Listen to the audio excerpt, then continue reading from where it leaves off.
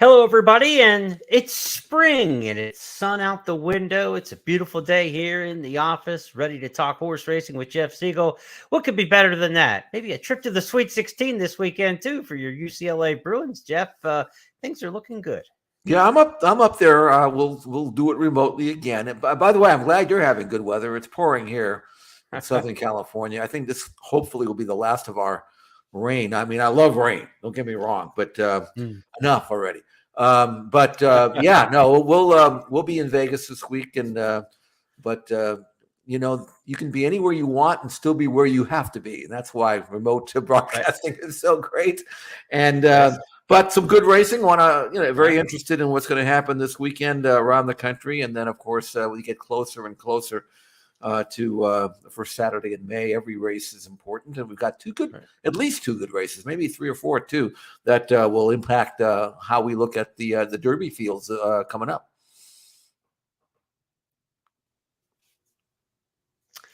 With 4 Kentucky Derby preps just this weekend from the UAE, it's Dubai World Cup Day coming up on Saturday morning stateside. It's a Sunday Sunland Derby, and then a couple more traditional ones in between with the Jeff Ruby on Saturday, as well as the Louisiana Derby. This is the first of 3 straight telltale weekends on the Triple Crown Trail. We'll talk plenty more about that, but we've got 5 topics to start with, and we're going to look back at the past weekend where it was a weekend wash, if you will, to look over what happened at Laurel Park last week. It was the Pot of Gold Stakes, where they had 5 stakes races, including the private terms for the 3-year-olds. We were wondering, in the first 2-turn race in Maryland, would anybody step forward on their stakes trail towards the Preakness? Maybe we got an answer with Hayes Strike. And Hayes Strike is fourth and has run now. Here comes Hayes Strike after a run with 3 furlongs left to go. Circling the drain, feeling woozy. Riccio driven along. And trailing the field is Marty's Magic. They're at the top of the stretch. Coffee with Chris. Coffee with Chris and Hayes Strike on the outside of the attack. Register is in third. Circling the drain. Begins to move up in between horses. And how great is Nate? Tiring just a bit. 3/16 left to go. And on the outside, Hayes Strike strikes the front. Coffee with Chris willing to give that one a battle. Just a neck behind with 1/8 of a mile left to go. It's Hayes Strike, Coffee with Chris. Hayes Strike kicking Coffee with Chris. Hayes Strike and the private term stakes to win. A win by 2 from Coffee with Chris. Circling the drain was third. Couple reasons you might be optimistic towards the Triple Crown with a horse even out of the private term stakes. 1, a Triple Crown nominee already, and 2, its trainer Kenny McPeak. This is a horse, Hayes Strike, who was 3rd last year in the Kentucky Jockey Club behind Instant Coffee. Kenny McPeak's a Kentuckian, Arkansas born, but a Kentuckian raised and through, and he wants nothing more than a Kentucky Derby. If he could get there with Hayes Strike, I think he'd probably try to. We know McPeak's got a couple other shots, right? He's got 2 in the Louisiana Derby coming up this Saturday, Jeff. But what do you think? Can they get Hayes Strike to the first Saturday in May or the 3rd Saturday in May, maybe for the Preakness? Well, after last year, if you got a horse that's breathing that can go a mile and a quarter, you're going to try. I mean, anything can happen after a Rich Strike. And of course, 10 years ago or thereabouts with Mind That Bird. But I actually like the race. Now, in looking at his form, this is a colt that Kenny's been shipping around trying to find easier spots for him. He's been at Ellis Park, Churchill, Keeneland, Fairgrounds, Turfway, and now Laurel.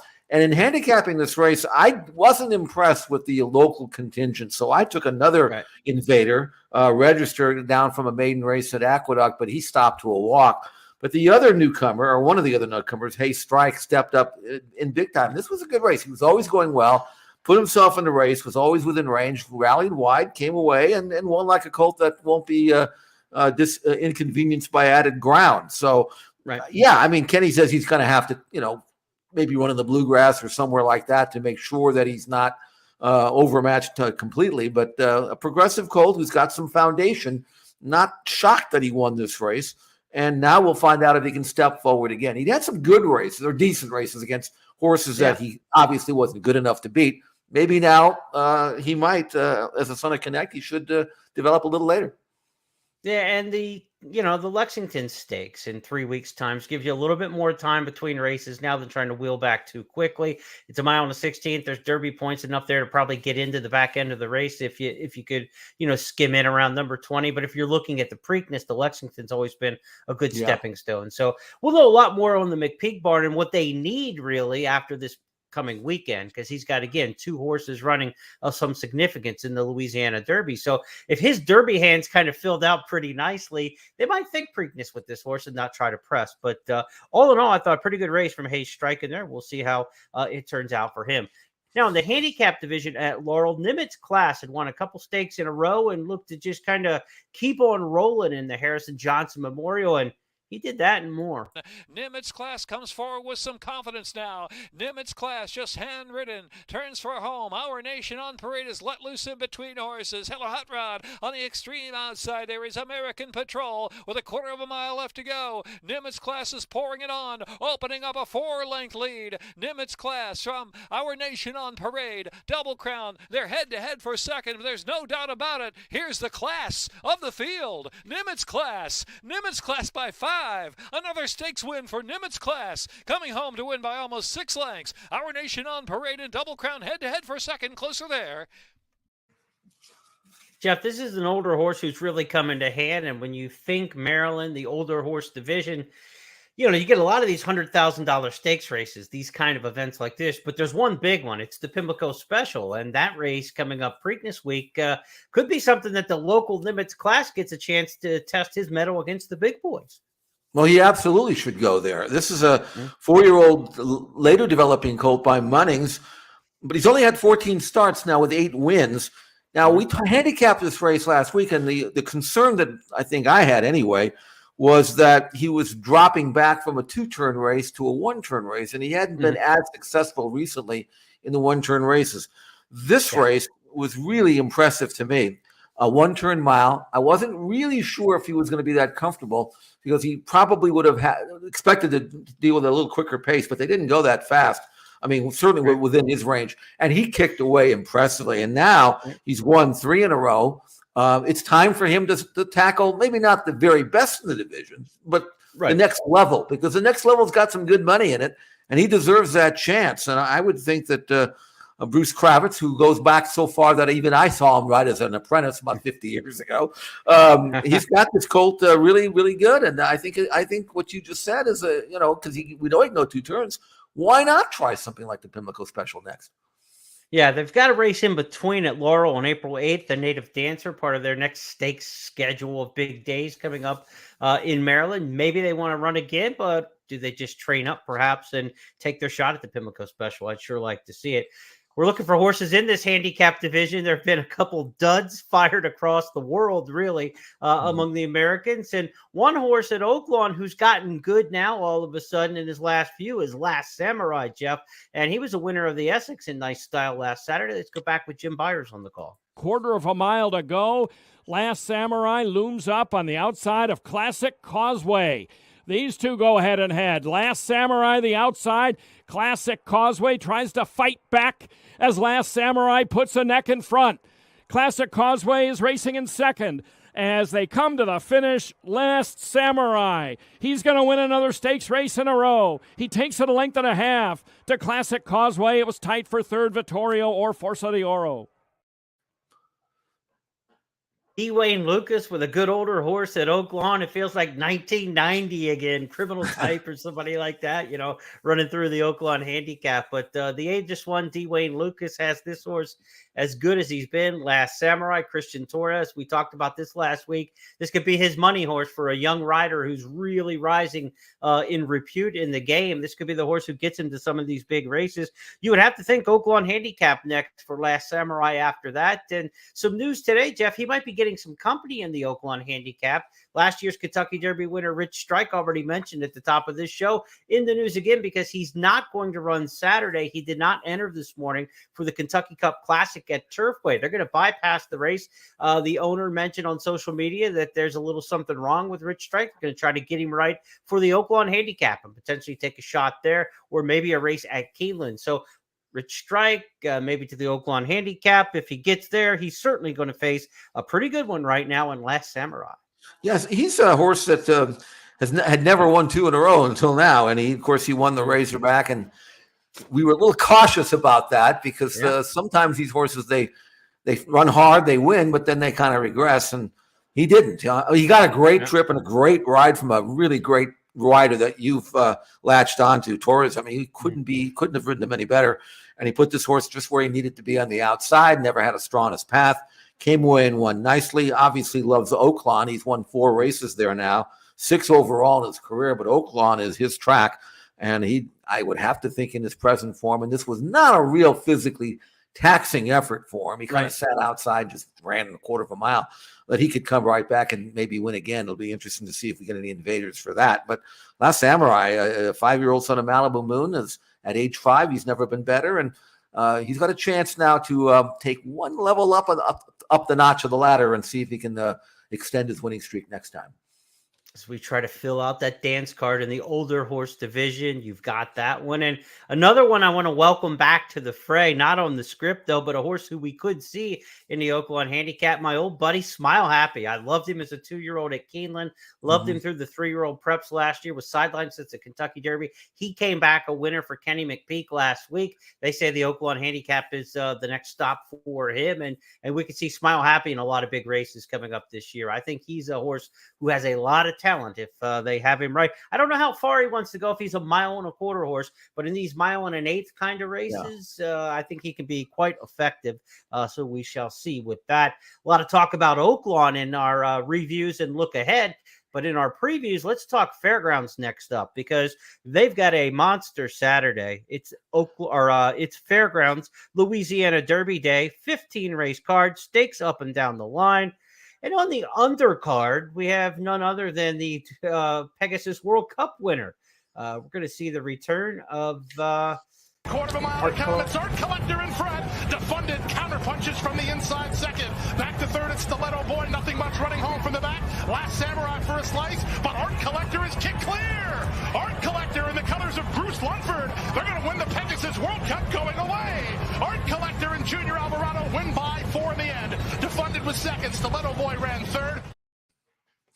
Not often you get a horse of that repute on the undercard. Interestingly, Art Collector in the New Orleans Classic on the Louisiana Derby card at Fairgrounds, not going to Saturday's Dubai World Cup. You would maybe think the 1.25 mile that they thought was a little too far in the Dubai World Cup, so they'll stay and run, these kind of intermediate distance, like the Pegasus at 1.8 miles to get to come back at that in the New Orleans race. Your thoughts on Art Collector, Saturday? Well, Art Collector, if you remember, actually was sent to Saudi Arabia last year and finished 12th of 14, got beat 20 lengths. I think they've had enough of that. That's a good reason. Saudi Arabia, Dubai, then just stay home. He's now 6 years of age, but he's won 11 of 21, and he might have a very good opportunity in the States to have a great year. Right now, the older handicap division looks a little moderate. There's, obviously a couple of good ones out there, but what Bill Mott's doing is I think he's realistic about what Art Collector is capable of doing. And while this may just be a grade 2, there's nothing wrong with running for a $500,000 purse, especially against this group. This is not as strong a field for sure as he just beat in the Pegasus World Cup at Gulfstream Park. And he's only carrying 124 pounds, so that's no weight or anything that he has to worry about, unlike the old days when you won a good race and they pile it on you. But now Art Collector is well spotted to win again, and again make some money, get those purse innings up. He's earned $4 million. Well, let's shoot for 5. Why not? And I do think he's going to go back and win this race, just as he did as a surprise in Gulfstream Park. This won't be a surprise. It'll be a surprise if he doesn't win, quite frankly. Yeah, and his form was flattered out of that Pegasus World Cup, right? I mean, Last Samurai and others have come out of that race to run very, very well. So that's been a very solid addition of the Pegasus World Cup coming out of that from the alumni. Also on the card Saturday, before we get to the big one, we've got the Fairgrounds Oaks running in New Orleans, Jeff. And this is one where really the question mark horse of the entire weekend is in here. Her name is Hoosier Philly. She was so dominant as a 2-year-old. When she came back in the Rachel Alexandra, it was just kind of like, all right, press the button, run the race, and let's move on to the next prep. And just something went wrong in that race. I mean, she did not fire whatsoever. And for her, it's one of those, they say, the fruit spoils quickly with fillies. And is she going the wrong way completely, or does she bounce back Saturday? A big tell in the Kentucky Oaks picture will be, foretold here at Fairgrounds. Here's the thing: you trust the trainer on this. If she didn't come, she obviously was not herself that day. Yeah. So now you train her in the interim, and you figure, is there something here that is different than what we thought we were going to get and what she showed last fall? And the fact that they're running her back indicates that the connections think she's okay. So sometimes you got to trust the trainer, because you don't just throw her back into the fray here unless you're thinking the result's going to be different. If you think it's going to be the same, why run her? So I'm really, as high as I was on her in her last race, I'm willing to forgive her, but one time. But that's it. She's got to go out and show it next time, or in this race. And I think if I were gambling in the race, and I don't know what price she's going to be, but if I were gambling in the race, I would gamble that she's going to bounce back. But we'll see. It's like the old Joe Piscopo movie, Johnny Dangerously. Do you remember that one? Yeah. I'm going to forgive you once. Right. Once. Yeah, how did you repeat it? Repeat it for emphasis. Mulligan, but after that, I drop you like a hot potato. Now, Hoosier Philly's going to take on the Alice Look, a stakes winner at the meet for Brad Cox, and also Pretty Mischievous for Brendan Walsh, who beat her last time and could be the head of the class for the 3-year-old fillies. One filly not in that race in the Fairgrounds Oaks is Wet Paint. She's been the favorite in the Kentucky Derby Future and Oaks wagering that we were tracking last week. She's expected to go in the Grade 1 Ashland at Keeneland next, so that will always be a very important prep. Okay, now we're talking the big day, 15 races at Fairgrounds. Time to talk main event a little bit, Jeff. It's the Louisiana Derby. This is a 12-horse field drawn earlier, I believe, Saturday, Sunday. We had the draw Sunday. We had the draw for this. Instant Coffee, winner of the Lecomte Stakes, a horse I'm very high on here at 2-1. Sun Thunder, late runner for Kenny McPeak, and the 4-hole is 5-1 in the morning line. Kings Barnes for Todd Pletcher is going to stretch out, maybe make the lead in here in a race that doesn't have a ton of pace. Maybe Jace's Road can bounce back with some speed to the outside. The 11-horse in here at 12-1 in the morning line. Florent Giroux opts the ride there for Brad Cox, one of 3 Brad Cox trainees in the field. To be Jeff, in my early handicapping, as I look at this Louisiana Derby, I'm trying to figure the pace out in this race because, there's 12 horses in the race. 11 you could kind of call horses who really don't want to be near the lead. I'm not quite sure exactly where the pace is going to come from in here. Any help you can give?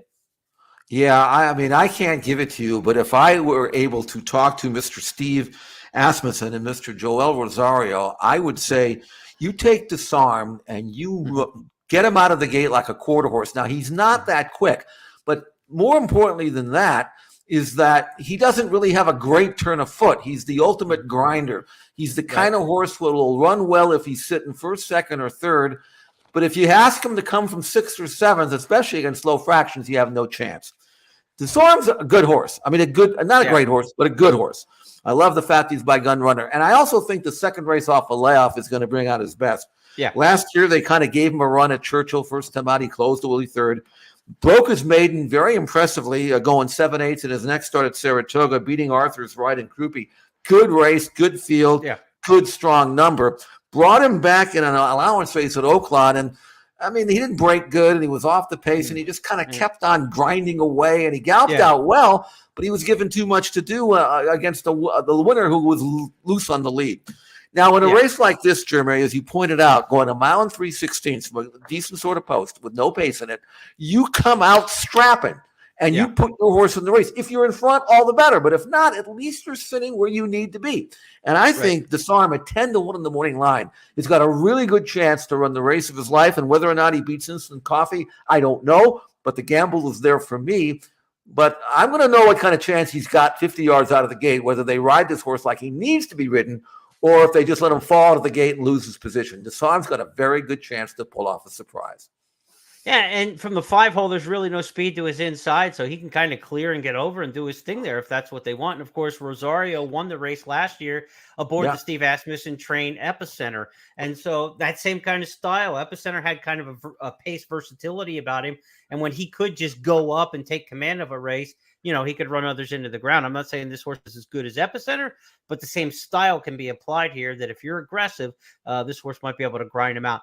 Listen to the last 4 years, these horses who have come out of the Louisiana Derby. Epicenter last year, Mandaloon the year before, the promoted Kentucky Derby winner, Hot Rod Charlie out of that same group, Midnight Bourbon, Country House, and War of Will. You're talking 2 Kentucky Derby winners, a Preakness winner, and a couple of horses that were just in every leg of the Triple Crown, right? I mean, Midnight Bourbon, Hot Rod Charlie, Epicenter, those horses just ran their guts out in the Triple Crown. So I think you want to watch out for this year's Louisiana Derby. These horses on paper, like that are in this field, may not be in your top 3 or 4 as you're considering, to this point. I do think Instant Coffee's in that category because he's got the credentials. He won it 2 in Graded Company. He's won it 3 in Graded Company. Not many horses. He and Forte, I think, are the only ones to really have done that so far. But this race is very productive. And since it's gone to a mile and 3/16, it's become even more productive. And when these horses have gone to Oaklawn from Fairgrounds, they have dominated. These have been much better than the horses there. I think this Fairgrounds group is really strong overall. And we shall see. Maybe the strongest of all is Instant Coffee. We're going to find out. I keep throwing coffee puns in there to see if anybody will bite on them along the way. But Instant Coffee to me is a horse who can really step forward as one of the top 2 or 3 favorites for the Kentucky Derby if he wins this. You're going to have to see what happens with Practical Move out in California and obviously Forte. But with a win here, Instant Coffee to me is top 3 on the tote in the Kentucky Derby. And so this is a big race for him. And Brad Cox is looking to take down the Louisiana Derby. He did it with Mandaloun a couple years ago, or Mandaloun got beat. I think Brad Cox is looking for his first win in the Louisiana Derby. No, he won with Wells Bayou. So looking for a second win for Brad Cox in this race. But I like Instant Coffee. Sun Thunder's a horse who's really grown on me over the course of the year. His race in the Risen Star was quite good from well off the pace. That the race in the Southwest, he really didn't have a shot against the Speedball Arabian Knight, who blew everybody away. Maybe Sun Thunder can get a piece in there, but Disarm, like you're talking about, I love that second off the layoff, right? I mean, that should be a great form cycle for him. Very interesting edition of the Louisiana Derby in a very productive race in recent years. Again, Epicenter, Mandaloun, Hot Rod Charlie, Midnight Bourbon, Country House, War of Will, just in the last 4 years. That is a very, very Triple Crown productive race that we will see renewed again on Saturday, the Louisiana Derby. Let's go back to our big board this week as we take on 5 hot topics and It's Official. Here comes the Sunland. Sunland Park's got their one and only big racing day of the year when people take notice of what's going on there in Greater El Paso, right across the border in New Mexico. 50 Kentucky Derby qualifying points to the winner in here, $600,000 purse. And Jeff, as we look at the field for the Sunland Derby, only 7 in here, but you got a couple of Bob Baffert yay and nays in terms of whether or not, they're under Baffert's care at this point. The horse who Baffert will train and saddle in his name, which means he can't and won't run in the Kentucky Derby. That would be hard to figure. The horse who was formerly with Baffert, Fort Bragg, does run under Tim Yakteen's name, so maybe there are thoughts that he could move on to the Kentucky Derby if he runs well. And then you've got the former Doug O'Neill trainee, Henry Q, who's now in the Todd Fincher barn and was absolutely dominant in winning the Mind That Bird Derby in his first local start. Let's go back and look at that one and get your thoughts on the Sunland Derby.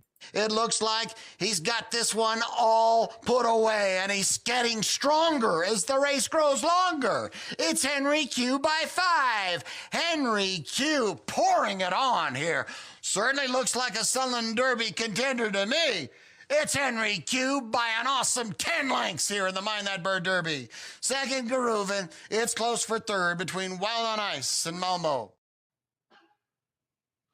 So, Jeff, how do you shake this one out as we look ahead to Sunday's big one, 1 mile and an eighth on the main track at Sunland? The one thing I know, they're going to run a hellaciously fast time. They always do at Sunland.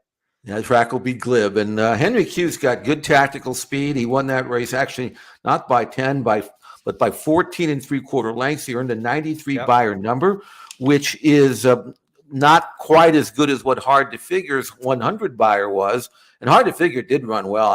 It shocked me in the Lewis. I didn't care for his previous form at all. Mm-hmm. But he's here for Baffert, which tells me he's not obviously going to point for the Kentucky Derby. But he is certainly would be a Preakness candidate if he were to go out and perform up to standard. And his race in the Lewis was pretty good. But Henry Q is by blame. Every race he runs, he gets 5 lengths faster. And I've obviously seen him train down there since that race, but I assume he's in good shape. And This is a look. When you put 600,000 up there, you're going to have a couple, at least 2 or 3 that are decent, and these are decent sort of colts, and hard to figure. If he were to run back to his Lewis and the way he's been training, he's not going to lay down. He's going to be tough. Right. Let's show that race. The Bob Lewis with Frank Birmati on the call. They have a quarter of a mile to go. Hard to figure Arabian Lion, but here comes Newgate after them in third. And Worcester trails 3/16 of a mile to go. Newgate on the outside and Hard to figure. Hard to figure has the lead. Newgate trying to get by him second. Arabian Lion is back to third. A 16th to go. Newgate, Hard to figure, tough. Newgate has the advantage though, and it's Newgate to score by about a head. Hard to figure second. So Hard to figure off that determined effort. Newgate, by the way, sidelined since then, is off the Triple Crown Trail. So we shall see how it shakes out. Jeff, tell us about Henry Q's ownership group. I know you have a fandom involved in that. Yeah, this horse is owned by Mick Cronin, who is otherwise busy this weekend. I hope he stays busy through Saturday. If not, he'll be able to go down there and watch his colt run. And Chip Kelly also is part of that, the Bruin football coach. And it's a pretty big group. Not really sure what percentages the coaches own. But this horse originally was trained by Doug O'Neill. And I would imagine he'll be back in Doug O'Neill's barn after this race. This colt was sent down to Todd to keep him down in New Mexico. And rather than send his people there, he just sent it to a guy who wins just about every race down there. So why not? Yeah, that's right. But as being a little bit of a pedigree snob and being by blame, I really think Henry Q's best days are ahead of him. And it'll have to be because he's obviously running against horses that he hasn't seen yet. I mean, that group that he beat, I mean, you talk about they're the thoroughbred equivalent of a 16 seed, really. So they 16 seeds this year, though. I know they're one of one. Ask Purdue about that field. Right, exactly. So it's going to be an intriguing race. I think there's 50 points involved. So if you win it, you're going to be in the Derby field. So it's important for that. It won't be important for Hard to Figure. As for Fort Bragg, I mean, he's seeing Practical Move, and we'll talk about him in a bit. And the more I see of Practical Move, the more I like him. And Fort Bragg, I don't think has to worry about anything in here being as good as Practical Move. So Tim Yakteen sends him down there to get away from Practical Move, his other horse, his own horse. And I'll be interested to see if Fort Bragg runs well here as well. He's been facing tougher, but this isn't what he's been seeing. It's a good addition to the Sunland Park Derby, and it's a good race on Sunday to keep close tabs of. All right, we'll move along the Triple Crown Trail with our Triple Crown Tracker next up. This is a weekly segment we have this time of year. Over the next couple of weeks, it's really going to get rolling. Nominations are out for the Florida Derby at this point, Jeff, and there's one big name on the list expected to run. His name is Forte, of course, and he's the Kentucky Derby favorite. Of the horses nominated for the Florida Derby, they're only expecting to field a 7 or 8 or so, and there's not going to be a lot of big names lining up to take on Forte. And some of the names on this list are Safi Joseph trainees, where he says, I'll probably run one of them, that sort of thing. Mage may be held out to run and aim towards the Preakness. They say potentially maybe a Bluegrass Preakness run if they don't go in the Florida Derby with him.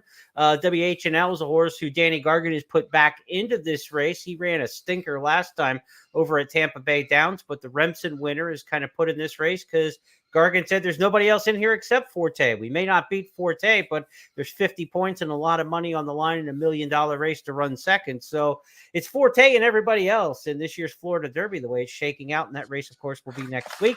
They're going to draw the Florida Derby this weekend. So we're going to know who's going against, by the time Monday rolls around, we're already going to know the field for next week's Florida Derby. Well, Forte was visually very, very impressive in his comeback win in the Fountain of Youth. And since then, he's looked really good in the morning. And there is every expectation that this Todd Pletcher colt not only will duplicate his last win, but build on it. And he doesn't even have to build on it. He could actually go backwards probably and still win. Right. So he's going to win this race. He's going to win this workout too. This workout was March 17th.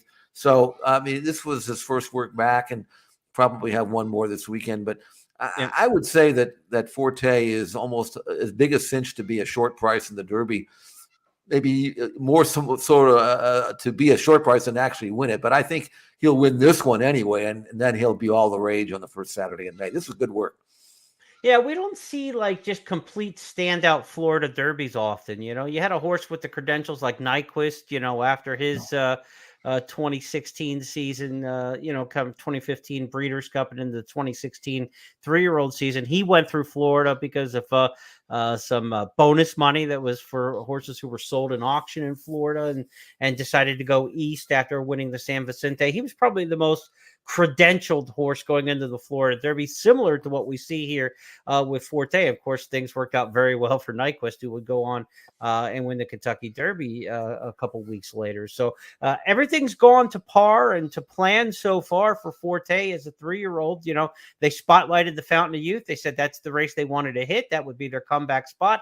They did so, and I think they wanted a little more flashy and handy than expected. It was a really nice effort that he had, and now the works have gone to Q Sense. We'll get another work this weekend, and then we'll see Forte. He is probably a minute 51 away from being a heavy favorite in the Kentucky Derby. And, who knows where his odds could go. It depends. You get a field of 16, 18, 20, how many end up showing in the actual starting gate after scratches and everything. You don't want to project too low, but we don't see Derby horses below 9-5 very often. You go back to the Point Gibbons, horses like that. But we might be in that category this year. We might have a 9-5 kind of favorite if Forte gets through this next step. He's going to be 1-9 in the Florida Derby. He's not going to be 1-5. It'll be a complete 1-9 letdown if he doesn't win. In fact, I know that you have your weekly Kentucky Derby analysis up, and I there's not a whole lot to work with anymore. I mean, you've got Forte. I really like Practical Move in California. There's a few others. I was a little bit let down by Tappet Trice last week. Not that he didn't win, but I don't think he can make those kinds of mistakes and get over and overcome them against good horses. So. And after that, I mean, we'll see what happens in Louisiana. But the list of contenders is shrinking by the week, quite frankly. And at this stage, Forte is the favorite. But I will say this: Practical Move is a very, very good horse. He trains like a good horse. This was work on the 18th. It's 47-3. Couldn't have gone any better, any easier. Changes his lead right on cue. He is just galloping. This is an exceptional prospect, and I think he's going to run even better in the Sanity Derby than he's ever run. And you can see, I mean, what a nice mover. What this a is good an athlete. impressive move. He is really, really good, and he could be as good as Forte. I don't know if we'll find that out until the first Saturday in May, but I expect him to dominate in the Sanity Derby. There is one other horse that I wanted to mention because Practical Move is going to be 3-5 in that race in the Sanity Derby. And that's Skinner. He's on the outside. And I don't own this horse. I don't tell John Sheriffs what to do, but if he was mine, he would absolutely not be running in the Santa Anita Derby for 2 reasons. First of all, he's working really well here. He's going to 101-3, but he's never being asked to drop. I mean, this was on March 19th work, and he's just fooling around here. And then they kind of chirp to him at the end, past the wire to pick it up and leave the outclass. And he picks it up really nicely, Yeah, this is a nice move. It is a nice work. But here's the thing is, number one, I don't think he's as good as Practical Move. And number two is Santa Anita's racetrack is not conducive to his style. I mean, I know he's run well over it, but it's more of a speed track. I would take this horse and I would send him anywhere. I don't care if it's Oaklawn or the Wood Memorial, maybe the Bluegrass, and win a race and win a big purse. He could still get into the Kentucky Derby by running second here, but this is not where he should be. But they're going to run him here, and that's hey. So that's the way it is. But I don't think he's beating Practical Move. But I think there's a lot of 3-year-olds he could beat out there. It's interesting because Instant Coffee is a come from behind horse. Forte is a come from behind horse. Tappet Trice was left at the gate and came from dead last in the Tampa Bay Derby. Hit Show, I think, is going to be 6-5 in the Wood Memorial. He comes from the clouds. I mean, is this a spot where Practical Move is just faster than these other top-notch horses. And in a year when there's really no Baffert influence of speed in the Kentucky Derby, the way it looks right now, as of today, I mean, you could actually see Practical Move kind of doing like a Point Given did in the Santa Anita Derby. Remember Point Given, Santa Anita Derby? He was kind of that big lumbering horse, and you say he just like run by everybody. They just put him on the lead, and he just went wire to wire in the Santa Anita Derby that year, and then went to Kentucky as the heavy favorite. Point Given, 9-5, as we referenced just a little bit ago. I could see Practical Move in the Santa Anita Derby just saying go with the way he looked in that gallop and that work. Right. That was fantastic. And there's no speed in this entire crop. So I know why play absolutely Forte's game somebody else's, go. Yeah. And by the way, Practical Move is you could do that if you wanted to. But the beauty about Practical Move is he does have a lot of natural speed. You could put him on the lead. There's no real reason to gun him out there. But if you want to sit second or third, he's very happy to do that. He's very practical. He doesn't pull at all. He just kind of sits around and then waits for room. And then when he asks him to run, poof. So, I mean, that's why I say Forte is going to come out of the Florida Derby as a heavy favorite because he's going to annihilate that field. Right. But this coat's for real, and I'm not so sure. I'm pretty sure Practical Move would be doing to the same horses that Forte's. He'd be doing the same thing to them. So it could end up a East versus West thing, and there's 2, 3, 4 horses, and that's about it. And Practical Move is absolutely right in the mix. Yeah, I gave him no love after the Los Al Futurity. I didn't think either. much of him. The last race really caught me off guard. And what I've seen since that race, man, he is just, in that respect, he reminds me of I'll Have Another. If you remember, I'll Have Another was just kind of, he had a decent resume at 2. They bounced him around in a lot of races. They sent him to Saratoga, that kind of deal. But then I think it was the San Felipe or the Lewis. I can't, don't quote me on which race it was, but the first race back, he just was a different horse. I'll Have Another, Sure. This reminds me, Practical Move reminds me a lot of I'll Have Another, the way he has gotten great since like February to now. And that's what you're looking for. So absolutely, he's one to definitely keep an eye on. Triple Crown Tracker. Last note, we want to let you know what's coming up in the next couple of weeks. Again, 4 preps this weekend from Dubai with the UAE Derby, Louisiana, the Jeff Ruby, the Sunland on Sunday. Florida Derby, Arkansas Derby comes up the following week. Arkansas Derby a week earlier, than what you remember from many years past. The Bluegrass Wood in Santa Anita then will be at their 4-week out checkoff point. And then the April 15th preps are the Lexington and the Tessio, which probably are looking more at Preakness type preps when you get to that. But we do see some last calls at Lexington, at Keeneland for the Lexington Stakes that do turn out some years to be Kentucky Derby stars. Let's go to our 5th and final topic, our stars of tomorrow. We're looking for impressive young horses, maiden horses who are ready to break out. Then Jeff goes shopping each week for these horses, and last week he was just merely window shopping. It's all over. Window shopping is going to turn this into an absolute romp. Has it by 7 lengths. On the outside, Make It Snow at the rail, Carson Jen. The easiest ride of the day for Flavian Pratt, gives him a triple. This is a monster victory for Window Shopping. Window Shopping comes back with a purpose. Wins by close to a dozen, maybe a little even more. Window Shopping, ultra impressive. Frank Miramati was halfway to the parking lot and had the keys out of his pocket already, and they were still at the 16th pole in that race. It was over, and he was done for the day. Fun call there because she just did it so easily. Well, and Frank said wins by a dozen, maybe a little bit more. Actually, the official margin was 16.5 for a filly by American Pharoah in a race that was originally scheduled on grass. And sometimes you don't know they really like the dirt until they force you to run on the dirt. Right. And this filly had been entered, and they had a race that was washed away. The whole card was washed away. And I think Mandela says, I'm just going to run her, whatever. And by the way, she trains great on the dirt anyway. But most of the good American Pharoah fillies are grass fillies. She had actually run once before. How she got beat in this race, forget about getting beat. She didn't even hit the board. She was 6th. This was a race back in November at Del Mar where she ran into some traffic and the jock gave up on her and never let her run, and she finished sixth. That beat 4 lengths. 6 beating 4 lengths. Already was in front of everybody galloping out because she never let her run. She comes back. She works great. Enters a couple times, doesn't get in. Finally, it gets in, and the race is taken off, and that's what you saw, a 16-length win by this filly who brought $700,000 as a yearling, so you know she's great looking, and that trained, as I mentioned, beautifully for this. She was 7-2 in the morning line. She went off at 70 cents on the dollar and won like that. And there's a filly, a 3-year-old filly, in a year so far where we haven't seen any monsters. We've seen some decent fillies, but nothing that scores high on the goose bump scale. But window shopping could be that one. And I don't know how ambitious Richard Mandela wants to get now, but if he can squeeze another race into her, I don't know. I don't know whether the Kentucky Oaks would be legitimate or not in terms of the timing, but down the road, window shopping could be very Black-eyed serious. Susan, even you get a little bit more time. Yeah.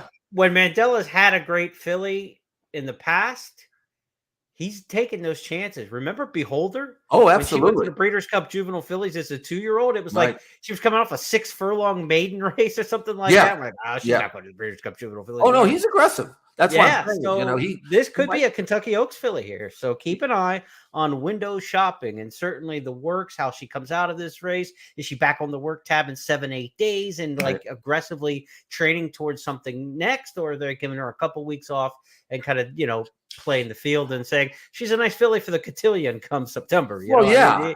There are options, throughout the course. There's a lot of great 3-year-old fillies on the Naira circuit. Del Mar's, most of the 3-year-old filly races are going to be on the grass later this year. So she'll probably have to go out of town to get something really good on the dirt. But hey, she's talented, and Richard's not afraid to take a shot. So I wouldn't be surprised if she isn't an Oaks filly. He's not afraid to ship to New York either. So, I mean, there are 3-year-old filly races there, Acorn and those kind of races where if she's that good. And I mean, this didn't come out of nowhere because, like I said, I actually felt she was the best 3-year-old filly I'd seen train all year long. In the morning, she was a one-race maiden who hit off the board first time out, and it didn't faze me in terms of that, and it certainly didn't faze Richard or the filly because she won by 16. She could have won by 25. If she shows up in a big race, take note. You saw her here first on our Stars of Tomorrow segment. That's going to wrap up this edition of It's Official. We've gone a little long. No big bonus topic this week, but Jeff, want to give you welcome or give you some safe travel wishes heading to Las Vegas this weekend. So I'll give you one option on our bonus topic, all right? All right. You had one Vegas show to watch.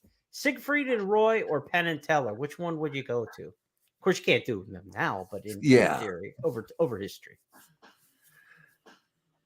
Maybe Siegfried and Roy. I mean, I never saw him, so I'm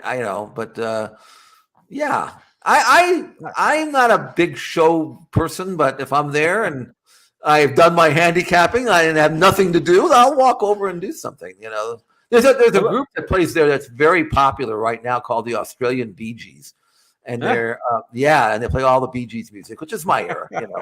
My era though stretches a long time. But I hear they're really, really good. So disco and all that. That's my thing. But that's also 40 years. Consider that for Friday because UCLA's got Thursday and then a return game on Saturday if they have Thursday. So your Friday should be the Australian Bee Gees. And they're right across the street from the arena too. I won't have to go that far. So if I wanted to go, I could go. If you go, click a picture or two with your phone and be sure to share it with us next week. I will. We want to see the bootleg copy. I hope I'm still there by Friday because if we lose, I'm gone. I'm out of there. I mean, I'm back.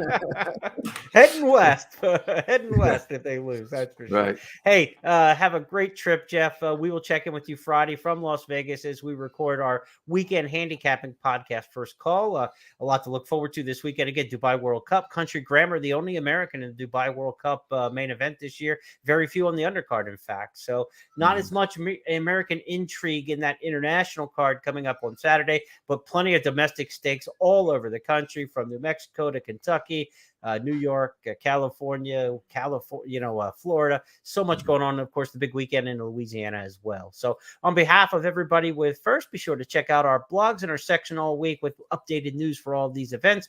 From our partner, Jeff Siegel, I'm Jeremy Plonk. Have a great week, and we'll talk to you on Friday.